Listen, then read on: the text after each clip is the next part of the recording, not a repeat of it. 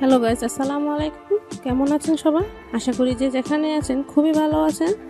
আজ আপনাদের তৈরি করে দেখাবো একদম পারফেক্টলি দোকানের মতো নিমকি। মাত্র ঘরে থাকা দুই একটি উপকরণ দিয়ে কিন্তু আপনি পারফেক্টলি নিমকি তৈরি করতে পারবেন। তার জন্য কিন্তু অবশ্যই না টেনে সম্পূর্ণ ভিডিওটি দেখতে হবে, তাহলে কিন্তু আপনি পারফেক্টলি নিমকিটা তৈরি করতে পারবেন। তার আগে যারা যারা এখনও আমার চ্যানেলটি সাবস্ক্রাইব করেননি, প্লিজ বন্ধুরা সাবস্ক্রাইব করে আমার পাশেই থাকুন। আর নিমকিটা তৈরি করার জন্য প্রথমে নিয়েছি একটা বোল, এতে নিয়ে নিব 1 কাপ পরিমাণ ময়দা। আর ময়দাটা অবশ্যই চেলে নিতে হবে। আর দিয়ে দেবো পরিমাণ মতো লবণ, 1 চা চামচ কালো জিরা, আর 1 টেবিল চামচ চিনি দিয়ে ভালোভাবে শুকনো উপকরণগুলো একটু মিশিয়ে নিতে হবে।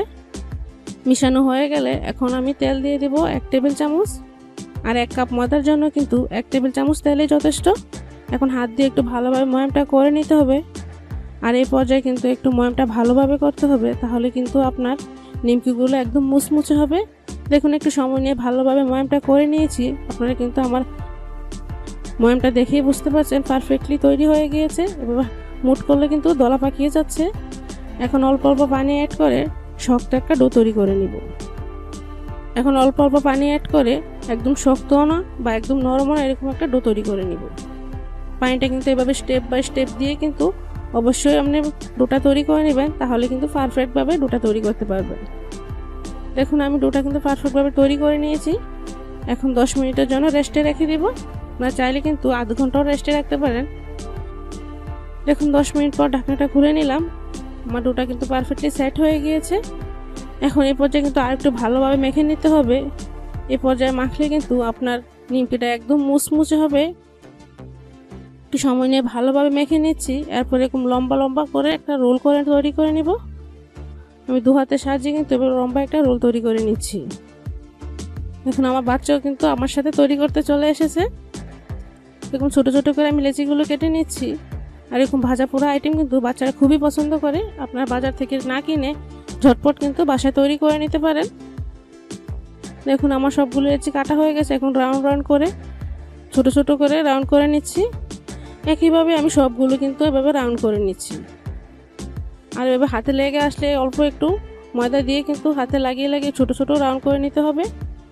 এখন আমি একটা বেলে দেখাচ্ছি আপনাদের। আপনারা চাইলে কিন্তু তেল দিয়েও বেলতে পারেন। আমি ময়দা দিয়ে বেলে নিচ্ছি। এরকম ছোট সাইজের রুটি তৈরি করে নিব। আর আমি নিমকিগুলো একদম বড় সাইজের তৈরি করব না, তাই আমি ছোট ছোট করে লিচিগুলো তৈরি কেটেছি এবং রুটিটাও ছোট ছোট করে করব। দেখুন, আমি প্রথমে 2 ভাঁজ করে নিয়েছি। এরপরে এভাবে 4 ভাঁজ করে যে সাইডটা খোলা থাকবে সেই সাইডে কিন্তু একটু পানি লাগিয়ে হালকা একটু বাঁকা করে চাপ দিয়ে দিতে হবে। এতে করে কিন্তু ভাজার সময় আর লেয়ারটা খুলে আসবে না। দেখুন, আমি একটা তৈরি করে আপনাদের দেখাচ্ছি। আর আপনাদের বোঝার সুবিধার্থে আমি আরেকটা তৈরি করে দেখাচ্ছি। প্রথমে কিন্তু এভাবে 2টা ভাঁজ দিতে হবে। আর একদম চাপাচাপি করবে না, তাহলে কিন্তু লেয়ারটি একসাথে লেগে যাবে। এরপরে এভাবে 4 ভাঁজ করে যে সাইডটা খোলা সাইডটা কিন্তু এভাবে চাপ দিয়ে লাগিয়ে দিতে হবে। আর আপনারা কিন্তু একটু পানি দিয়েও চাপ দিয়ে লাগাতে পারেন, এতে করে কিন্তু একদমই খুলে যাবে না। দেখুন, আমার পারফেক্টলি সবগুলো তৈরি করা হয়ে গেছে। এখন আমি ভাজার প্রিপারেশনে চলে যাব। চুলায় আমি আগে থেকে তেলটা বসিয়ে রেখেছি। তেলটা কিন্তু অবশ্যই মিডিয়াম গরম অবস্থায় ভাজতে হবে। একে একে সবগুলো দিয়ে দিচ্ছি। আর একদম বেশি পরিমাণে দিবেন না, তাহলে কিন্তু একটার গায়ে একটা লেগে যাবে আর লেয়ারগুলো একদম ভালোভাবে ফুলবে না। এবার হালকা হয়ে আসলে কিন্তু উল্টিয়ে দিতে হবে। আর চুলার হিটটা কিন্তু একদম লোতে রাখতে হবে, তাহলে পারফেক্টভাবে ভিতরটাও মুচমুচে হবে, একদম উপরটাও মুচমুচে হবে। দেখুন, আমি সবগুলো এইভাবে ভাজবো। একটু সময় নিয়ে ভালোভাবে ভাজতে হবে, তাহলে কিন্তু একদম উপর থেকে ভিতর থেকে সবগুলোই মুচমুচে হবে। আর খেতেও কিন্তু অনেকটা ভালো লাগবে, একদম দোকানের মতো লাগবে। দেখুন, আমি উল্টে পাল্টে কিন্তু একটু সময় নিয়ে ভাজছি।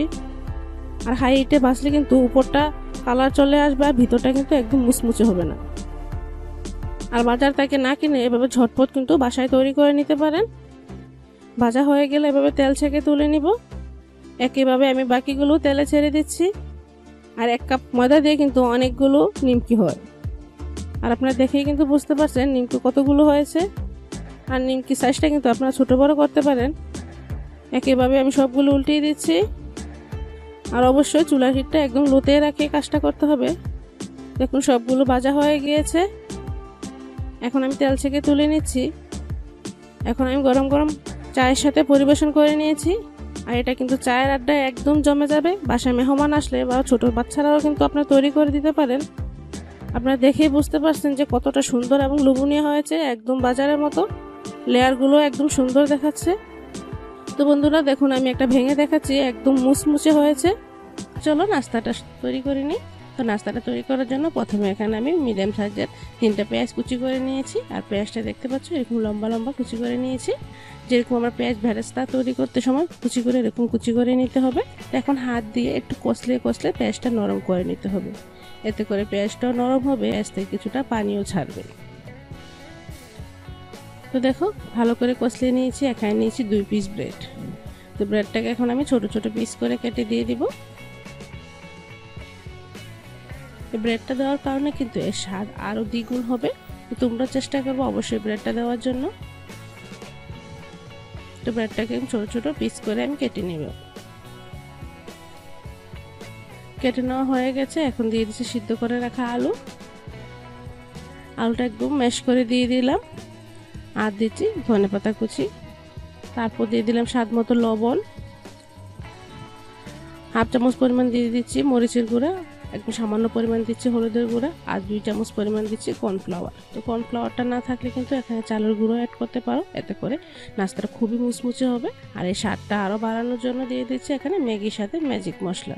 তো যাদের হাতের কাছে ম্যাজিক মশলা না থাকে তারা এখানে চাট মশলা বা জিরার গুঁড়ো এখানে অ্যাড করতে পারো। তারপর দিয়ে দিলাম সামান্য একটু লেবুর রস। তবে এটা সম্পূর্ণ অপশনাল, তোমরা যদি না চাও নাও দিতে পারো, তবে দিলে টেস্টটা ভালো আসে। এখন হাত দিয়ে কষলে কষলে কিছুক্ষণ ভালো করে মেখে নিতে হবে। তো এই পর্যায়ে আমি কোনো রকম পানি ইউজ করবো না। প্রথমে কিন্তু ভালো করে মেখে নিয়ে বুঝে নিতে হবে কতটুকু পরিমাণ পানি লাগবে, যেহেতু পেঁয়াজ থেকেও কিন্তু অনেকটাই পানি ছেড়ে দিয়েছিল কষলার উপর। তো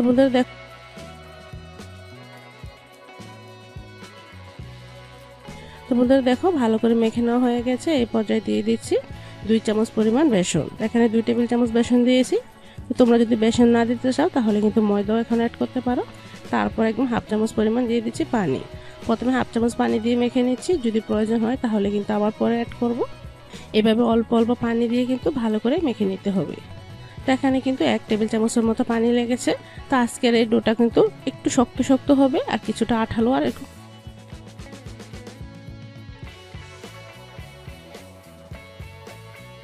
তো দেখে বুঝতে পারছো ডোটা কিরকম আঠালো এবং শক্ত করে তৈরি করে নিয়েছি।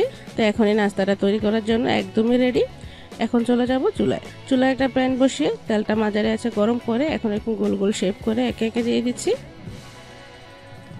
তো বন্ধুরা এভাবে গোল গোল শেপ করে যদি আগে থেকে তৈরি করে রাখি তাহলে কিন্তু দেওয়ার সময় খুবই সুবিধা হয়। তো এখন আমি মিডিয়াম টু লো ফ্লেমে রেখে নাস্তাগুলো ভাজবো। যেহেতু এখানে আমার পাউরুটি দেওয়া আছে, পাউরুটি দেওয়া থাকলে কিন্তু খুব দ্রুত কালার চলে আসে, তাই অবশ্যই চুলার হিটটা মেনটেন করে খুব সুন্দর করে ভেজে নিতে হবে। তো বন্ধুরা এটা কিন্তু একটু সময় নিয়ে উল্টে পাল্টে একটু মুচমুচে করে ভেজে নিতে হবে।